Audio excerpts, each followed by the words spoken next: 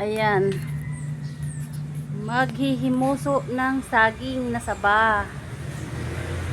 Sige, utin. Natanggal muna yung mga anong tawag yan? Talukap. Yung mga dapat malalaglag na siya. Talukap ng saging. Yun yung mga tuyo na.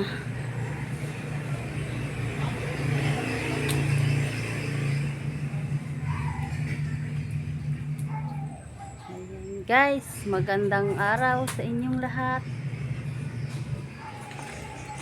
Maghihimuso si Giyotin na. Ayan o guys, yan, malaking buwig siya.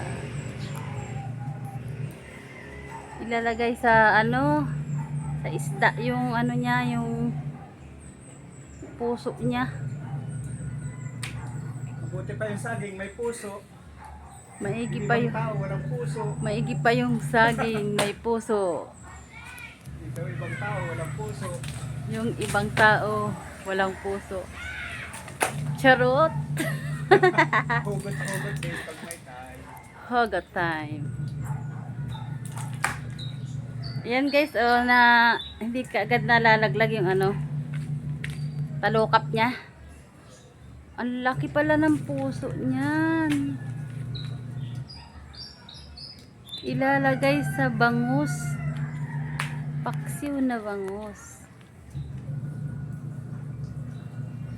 Yan guys, tanim niya ni Giyotin.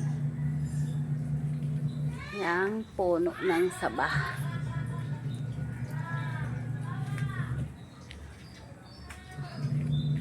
Okay na.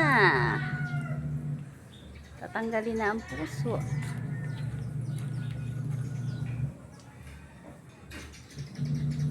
Mawawalan din pala ng puso yan pag tinanggal mo.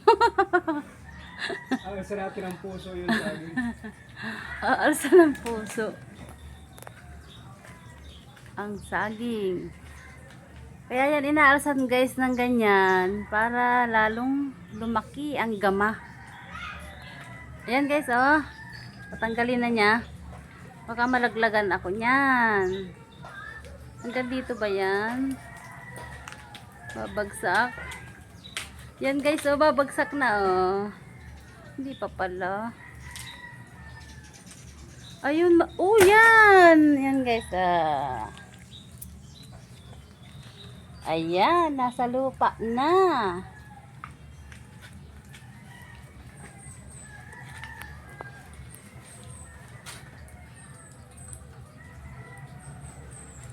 Maglilinis daw siya dun. Lilinisan mo pa ba? Ayan guys, kukunin na ni Giyotin yung kanyang puso ng saba.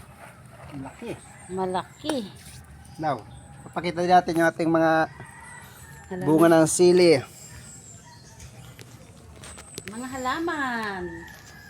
Yan, daming bunga ng sili May luya.